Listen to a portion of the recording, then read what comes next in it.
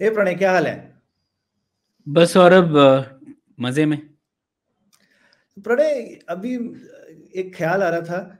75 साल हो गए हैं देश की आज़ादी को। हम लोगों ने ऑब्वियसली देश जब बना तो कुछ एक स्ट्रक्चर बनाए, संस्थान बनाए कि भाई लेजिस्लेचर होना चाहिए, एग्जीक्यूटिव होना चाहिए, प्लानिंग कमीशन बनाया था। आज की डेट में नीति आयोग है, फाइनेंस कमीशन है, सुप्रीम कोर्ट है। इस तरह से बहुत इंस्टीट्यूशन, संस्थान है जो कि देश का ढांचा चलाते हैं। पर अब सोचना चाहिए ना, इतने सालों का अब हमको तजुर्बा भी है, दूसरे देश भी चल रहे हैं। क्या हमको ठीक करना चाहिए, क्या बढ़ाना चाहिए? जैसे हमने एक बड़ा प्रयास किया जीएसटी के दिशा में, राइट? एक हमने जीएसटी हम्म। काउंसिल बनाया वगैरह, उस तरह से। और क्या, कैसी होनी चाहिए एक, ये जिसको बोले सरकार 2.0? अगर सोचें कि भाई हम्म। 75 साल एक ठीक ठाक लाइफ टाइम होता है एक पर्टिकुलर ढांचे का। और ऐसा कुछ नहीं है कि हमको पुरानी चीजें नहीं चाहिए, वो भी चाहिए, लेकिन बदलते समय के साथ में और क्या चाहिए, और कैसे हिंदुस्तान एक बेहतर देश बन सकता है? कुछ कुछ ख्याल तुम्हारे पास, प्रणय? हाँ, हाँ सौरभ, सवाल बहुत बड़ा है और बहुत महत्वपूर्ण भी है। तो मेरे पास तो एक अधूरा सा जवाब है, तो उस अधूरे से जवाब की ही चर्चा कर लेते हैं। तो मैं इसको देख रहा था, मतलब संस्था प्रधान परिप्रेक्ष्य से, मतलब इंस्टीट्यूशनल लेंस से देख रहा था। जैसे डगलस नॉर्थ वगैरह फेमस इकोनॉमिस्ट है, उन्होंने काफी किताब लिखी थी कि कैसे इंस्टीट्यूशंस ज्यादा महत्व रखते हैं। तो मैं यही सोच रहा था कि हमारे गणतंत्र में ऐसे कौन से संस्थान हैं जो एकदम गायब ही हैं। ऐसा नहीं है कि वो है और चल नहीं रहे ठीक से, ऐसे तो बहुत सारे हैं। लेकिन ऐसे कौन से हैं जो है ही नहीं, मतलब हम लोगों ने सोचा नहीं, और जो दूसरे मेच्योर डेमोक्रेसीज में हैं और उन्होंने उनके एक्सपीरियंस से रखे हैं। तो ऐसे ही सोच रहा था मैं कौन से, तो जो इस अधूरे जवाब का अधूरे तीन ऐसे इंस्टीट्यूशन मुझे लगा जो मिसिंग है, हम लोगों ने सोचे नहीं है। तो मैं वो बताता हूँ, आप भी बताइए आपको लगता है और कोई है क्या इसके अलावा? बेहद जरूर होंगे और भी, लेकिन मैं तो ये तीन को सोच पाया। तो एक ठीक है। सबसे पहला सौरभ मुझे लगता है जो एकदम, और हाँ, जब मैं इंस्टीट्यूशन की बात कर रहा हूँ, मैं ये नहीं बोल रहा कि इस सेक्टर का एक और रेगुलेटर होना चाहिए या क्रिप्टो करेंसी बड़ी चीज हो जाएगी तो उसके लिए एक रेगुलेटर होना चाहिए। वो तो छोटी चीज है, रेगुलेटर हर सेक्शन में हो जाएगा। हम लोग ऐसे संस्थानों की बात कर रहे हैं जिसकी वजह से सारे सेक्टर में हमारा जो गवर्नेंस है वो बेहतर हो सके। तो ऐसे बड़े मेटा इंस्टीट्यूशंस में उन्हें कहता हूँ, वो कौन कौन से हैं? तो सबसे पहला तो मुझे लगता है सौरभ, संसद का खुद का थिंक टैंक होना।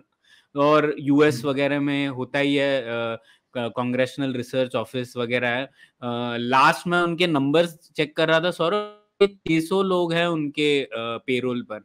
और अच्छा। इनमें से कई लोग ऐसे हैं जो मतलब उन्होंने पीएचडी वगैरह होती है उनके पास, और उन्होंने एक पूरी जिंदगी बिता दी है एक सेक्टर पे या एक कंट्री पे काम करते हुए। तो मैं खुद सीआरएस गया था 2016 में। तो मैं एक इंसान से मिला, वो इंडिया पाकिस्तान पर मतलब कई सालों से काम कर रहे हैं, दशकों से काम कर रहे हैं। तो आप सोचिए, वो सीआरएस जो है वो एक तो नॉन पार्टीसन बॉडी है, तो वो ना तो रिपब्लिकन्स के लिए काम करती है ना डेमोक्रेट के लिए, लेकिन जो भी गवर्नमेंट में है, जो भी कांग्रेस में है, उनको वो लोग इनपुट्स देते हैं एक थिंक टैंक की तरह, और बताते हैं कि ये फैक्ट्स ऑफ द मैटर ये हैं, ये स्थिति है वगैरह वगैरह। तो सोचिए आप, 20 साल किसी के पास एक्सपीरियंस है भारत और पाकिस्तान के रिलेशंस देखने में, तो वो किस तरीके के अच्छे इनपुट्स दे पाएगा अपने पार्लियामेंटेरियंस को, है ना? नहीं तो हम लोग बिल्कुल। अक्सर बोलते हैं अरे पार्लियामेंटेरियंस तो कुछ नहीं करते, लेकिन उन सब के पास एक रिसर्च बजट होता है, एक रिसर्च टीम होती है। सीआरएस जो गवर्नमेंट फंडेड बॉडी है, उनमें 600 लोग हैं जो इस पर काम कर रहे हैं। तो जाहिर है कि उनकी जो एमपीज का इंटरवेंशन होता है वहां पे, कांग्रेस वुमन, कांग्रेस पर्सन जो है, बेहतर होगा, है ना? तो मुझे लगता है ये हमारे यहाँ पे एक थोड़ा मिसिंग इंस्टीट्यूशन है। आपको क्या लगता है इसके बारे में? नहीं नहीं, बिल्कुल, मतलब और हम तो दोनों फैन हैं पीआरएस के यहाँ पे। तो उस कमी हम्म। की खलने की वजह से, जैसे यहाँ पर एक non profit non government organisation है पीआरएस नाम से, पार्लियामेंट्री रिसर्च सर्विस, सीआरएस कोई कॉपी करके बनाई यही कमी को। और उनका मकसद यही था कि हम शुरू करेंगे ताकि गवर्नमेंट इंस्पायर हो, फाइनली गवर्नमेंट करे। ऐसा नहीं है कि हम्म। वो करना चाहते हैं और उन्होंने इसीलिए की ही। और वो एक छोटी सी संस्था है, क्योंकि प्राइवेट कितना ही कर सकते हैं, और वो सोचिए आई मीन प्राइवेट डोनेशन से चलती है, और हर पार्टी को सपोर्ट करते हैं, किसी भी एमपी को करते हैं। लेकिन अब वो इतने साल से इंडिया में भी चल रहा है, और मैंने देखा बहुत सारे एमपीज उनको पसंद करते हैं, उनकी सर्विसेज को यूज भी करते हैं। तो उस चीज को अब गवर्नमेंट को अपना लेना चाहिए, बोलना चाहिए कि ये मॉडल जो है, जैसे टाटा इंस्टीट्यूट बना, फाइनली आईएससी बना दिया गवर्नमेंट ने ना, तो उस तरह से कुछ शायद कर सकती है सरकार। तो एक हमारे पास में बीज भी है जिसको लेकर के उसके ऊपर कुछ बनाया जा सकता है, मुझे लगता है। तो ये तो एक बहुत, और मैं इसमें ऐड करूंगा कि सिर्फ संसद ही नहीं, जो विधानसभाएं हैं उनमें भी बहुत जरूरी है। तो हमारे तो सारे राज्य जो है हिंदुस्तान के, वो कुछ देश से कम थोड़ी है एक एक, है ना। तो हर ये चीज हमको ना ही संसद के स्तर पे चाहिए, पर हर राज्य की विधानसभा के स्तर पे भी बिल्कुल चाहिए, क्योंकि हर राज्य के अपने इश्यूज हैं, अपने मसले हैं। और एक हर जो वो सांसद है, विधायक है, उसको प्रोफेशनल इनपुट मिले अच्छी क्वालिटी की बहस करने के लिए, तो इससे तो पूरे देश का भला है। बिल्कुल। और सौरभ, ये भी अब सरकार 2.0 की आपने बात की, अब समय के साथ साथ हर मुद्दा भी कितना पेचीदा होता चला जा रहा है ना, इतना टेक्निकल होता चला जा रहा है। जैसे हम लोग बात कर रहे हैं डिसेंट्रलाइज्ड फाइनेंस को रेगुलेट कैसे करना, उसको डिसेंट्रलाइज्ड फाइनेंस को समझने के लिए तो कोई चाहिए एक्सपर्ट सरकार में, जो कि जिसके पास एक्सपीरियंस हो, है ना। तो वो 10-15 साल उन्होंने उस पर बिताए हो, आगे जाके तो हमारा जो गवर्नेंस का क्वालिटी है वो भी बेहतर होगा। तो ये एक चीज है, ठीक है। तो एक ये मुझे लगता है संस्थान एकदम ही मिसिंग है, उसकी कमी खल रही है हमको। दूसरा है एक स्वतंत्र फिस्कल काउंसिल। तो ये भी जैसे मैच्योर डेमोक्रेसीज में और यूएस में है, ऑस्ट्रेलिया में है, वगैरह वगैरह, इसे कांग्रेशनल बजट ऑफिस कहते हैं और किसी नाम से भी कहते हैं। लेकिन ये एक ऐसी संस्था है जो भी सरकार की जो पॉलिसीज है उन्हें ऑडिट करती है, उनको कार्यान्वित करने से पहले। तो हमारे पास जैसे सीएजी वगैरह संस्थान है, जो एक बार पॉलिसी हो गई उसके बाद वो लोग एनालिसिस करते हैं और फिर बताते हैं ठीक है, इतना पैसा तुमने प्रॉमिस किया था नहीं आया, या फिर तुमने ये नई पीएसयू बनाई लेकिन पीएसयू में ये खामियां हैं वगैरह। तो उस तरीके की संस्था है हमारे पास। लेकिन हमारे पास ऐसी संस्था नहीं है जो पहले सरकार किसी पॉलिसी को कार्यान्वित करने से पहले ऐसा विश्लेषण कर पाए कि ठीक है, जो आपने बोला था वो पॉसिबल है भी कि नहीं, आपके पास पैसे है भी कि नहीं, कितना उसकी कीमत होगी 10-15 साल प्रोजेक्ट करने पे, वगैरह वगैरह ना। तो आप देखिए जैसे ओआरओपी था, अब दोनों पॉलिटिकल पार्टीज कांग्रेस बीजेपी उनके मैनिफेस्टो में था, और बीजेपी जब सरकार में आई उन्होंने इसको लागू भी कर दिया। लेकिन आज तक सरकार ने कुछ भी एनालिसिस नहीं दिया है पब्लिक डोमेन में कि इसकी कीमत क्या है, इसका पैसा हम लोग कैसे जुटाएंगे, वगैरह वगैरह। तो ये जरूरी है एक इंडिपेंडेंट फिस्कल काउंसिल। और ये मेरा आइडिया नहीं है, तो 13, 14, 15 फिनेंस कमीशन जो है इन्होंने रेकमेंड किया है, लेकिन अभी तक सरकार ने माना नहीं है इसे।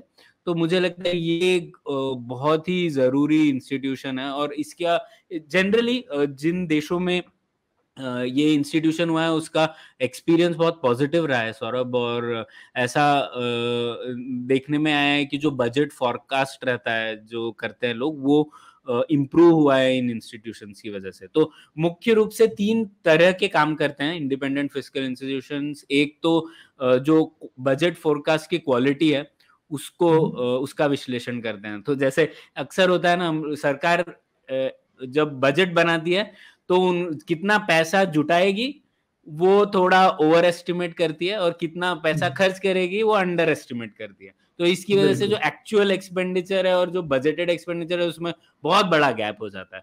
तो ये संस्थाएं वो देखती है। दूसरा, वो कॉस्ट एस्टिमेट करती है जो भी बजटरी प्रपोजल हो। तो हम लोगों ने बोला ओआरओपी करेंगे, अग्निपथ करेंगे, तो एक्चुअली कितना सेव होगा पैसा, कितना खर्च होगा, उस वो करते हैं। और तीसरा, कोई भी जो हमारे फिस्कल रूल्स है कि फिस्कल डेफिसिट इतना होना चाहिए, प्राइमरी डेफिसिट इतना होना चाहिए, वो सरकारें मतलब मीट कर पा रही है या नहीं, उसके ऊपर विश्लेषण करते हैं। तो ये भी मुझे लगता है मुख्य संस्था है जो एकदम ही कमी खल रही है उसकी हमें।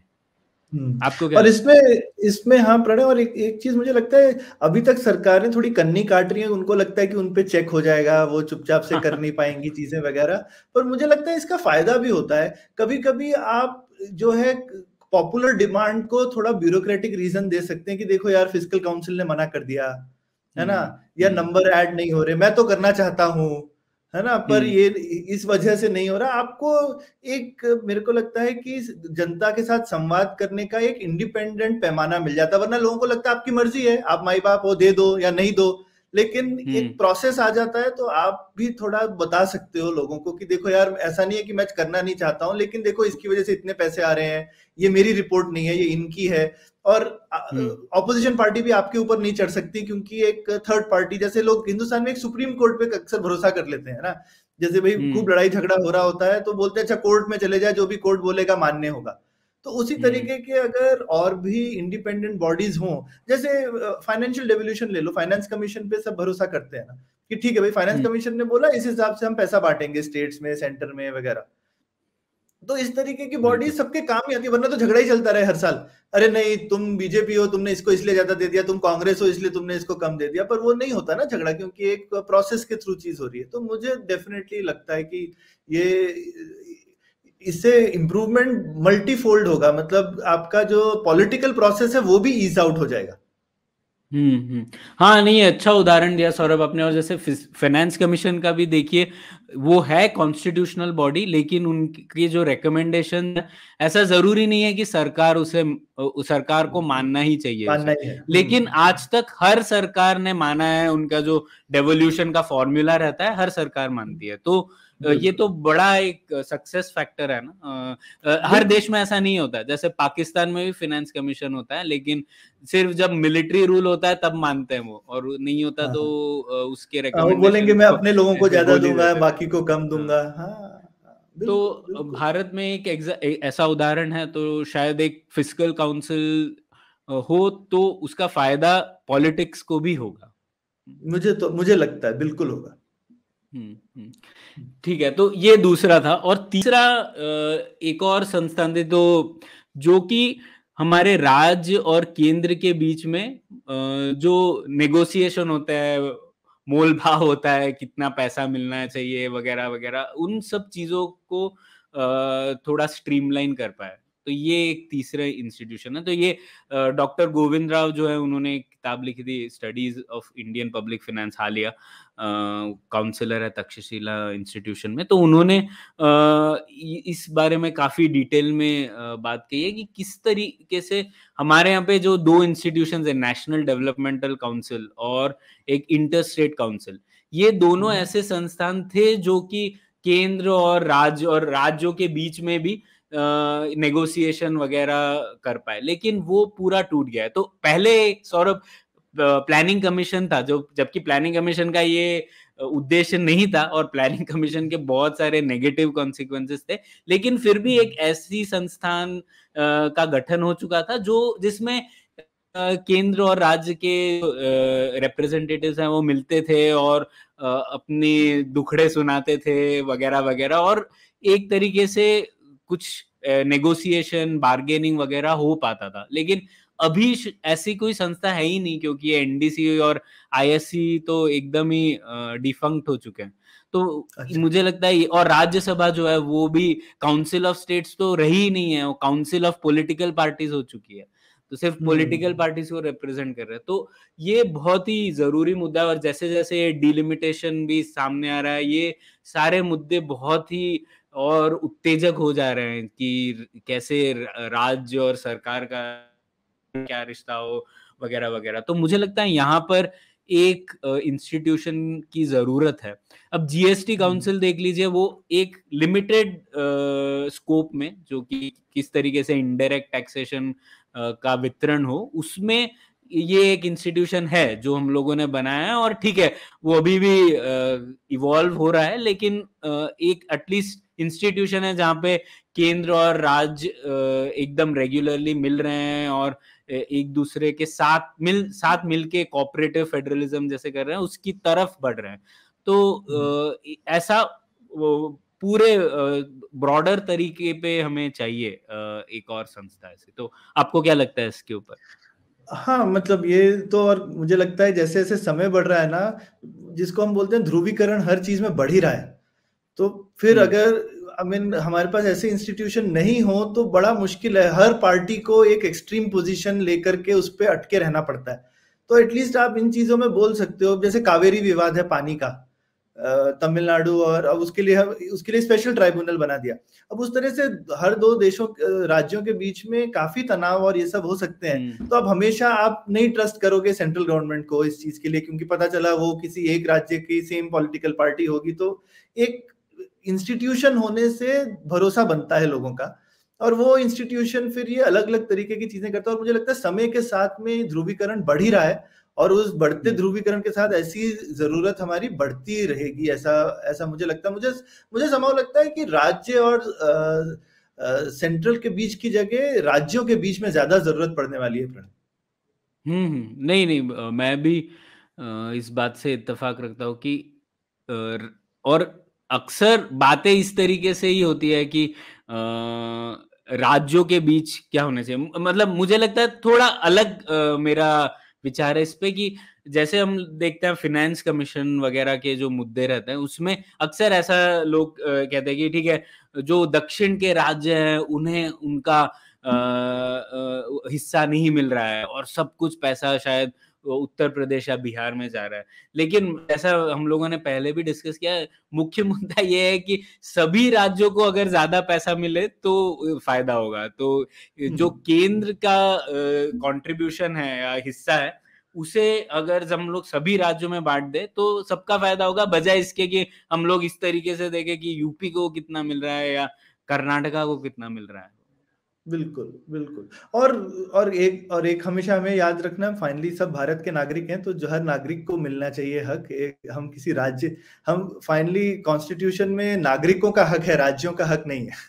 हाँ, बिल्कुल। तो ये मेरे को लगता है इस तरीके की कई सारी डिस्कशन में लोग भूल जाते हैं कि हमारा मूल जो है हमारी गणतंत्र का, वो नागरिक है, कोई भी राज्य नहीं है। राज्य हम बना सकते हैं, मिटा सकते हैं, सब कर सकते हैं। नागरिक जो है वो सेंटर स्टेज है हमारे लिए, सब चीजों के लिए। और जो भी हमको नए इंस्टीट्यूशंस बनाने हैं वो नागरिकों के हक के लिए बनाने हैं। बिल्कुल। ऐसा कोई आपके जहन में है सौरभ, कोई ऐसा आपके जहन में कोई इंस्टीट्यूशन जो आपने देखा है और कहीं और जो लगता है आपको भारत में होना चाहिए? इस तरीके का, जिस तरह से तुमने एकदम वाइड रेंजिंग बोला, बिल्कुल नहीं। मतलब दिमाग में इंस्टीट्यूशंस आते हैं जो कि सेक्टर स्पेसिफिक होते हैं या फिर रेगुलेटरी होते हैं, बट मेरे ख्याल से ये तुम्हारा एक अलग तरीका था सोचने का कि भाई वो क्या है जो एकदम कट अक्रॉस करें, हॉरिजॉन्टल इंस्टीट्यूशंस हैं एकदम, जो कि और मुझे लगता है ये अच्छा है। ये एकदम छोटी पुलियाबाजी है, और मैं कहूंगा कि अगर हम सोच रहे हैं कि गवर्नमेंट 2.0 कैसी हो, तो उसमें तो बहुत चर्चा होने की जरूरत है। लेकिन अगर एक चर्चाओं की भी कैटेगरी की जाए तो ये ऐसे कौन से थोड़ी सी चीजें हैं जो करने से एकदम आउटसाइज्ड मेरे को लगता है इम्पैक्ट होगा ना, और फिर बहुत कुछ नहीं भी कर सकते। बहुत ज्यादा करने से तो हम भी जिसको बोलते हैं ना, मतलब जैम बहुत ज्यादा फैलाओ तो फिर ब्रेड में दिखता नहीं है कहीं पे, तो उतना नहीं फैलाना चाहिए। तो जैम कम फैलाना चाहिए, और मेरे ख्याल से कम आइडियाज को, महत्वपूर्ण आइडियाज को इम्पैक्टफुल तरह से किया जाए तो मेरे हिसाब से बहुत फर्क पड़ेगा। तो ये बहुत बढ़िया 3 आइडियाज हैं, और हम अपने दर्शकों और श्रोताओं के लिए भी पूछेंगे और ओपन रखते हैं ये चीज। अब कमेंट्स में बताइए अगर आपके पास इस तरीके के कुछ आइडियाज हैं, क्या कर सकते हैं कि एक हमारी 2.0 वर्जन सरकार का जो है वो एकदम बेहतर बने, वो उस टाइप के संस्थानों से जो कि एकदम सेक्टर स्पेसिफिक नहीं, जो कि हर तरह से हर नाव को ऊपर उठाए। बिल्कुल। तो मजा आया प्रणय, धन्यवाद। Thank you. Hello. It's been another great week on the IVM Podcasts Network. On Misconduct, Raghavi and Nisha celebrate the first anniversary of the podcast by looking back at Season 2. They are also joined by 3 special fans who recount their favorite episodes. On Cyrus Says Cock and Bull, Cyrus, Ayushi, Amit and Antariksh discuss how a man delivers his resume in a pastry box to the Bangalore startups. On The Wire Talks, Siddharth talks to French political scientist Christophe Jaffrelot about authoritarian regimes. On Ikka Dukka Economy, Abhinav asks renowned cybersecurity expert Dr. Pawan Duggal about possible cyber and financial dangers. And on The Longest Constitution, Priya talks about the freedom of expression with regards to nota or none of the above in EVMs or electronic voting machines. Do not forget, IVM Podcast has just launched its merch and the first line is out now. Head to the IVM Podcast website, click on the shop tab to check out our first collection of t-shirts. Do follow us on social media. We are IVM Podcasts on Twitter, Facebook, Instagram, and LinkedIn. And remember, if you're enjoying this show or any of our other shows for that matter, please do tell a friend. Also, don't forget to rate us on any platform you're listening to. You can also check us out on YouTube. We're also doing a small listener survey to better understand how you respond to our shows and advertising on the network. We would really appreciate it if you could spare a few minutes to fill it. It helps us build better shows for you. And finally, we would like to thank our sponsors this week: Boat Lifestyle, Small Case, Cap Gemini, Intel vPro, and Intel. Future Banao Wonderful with Intel-powered laptops.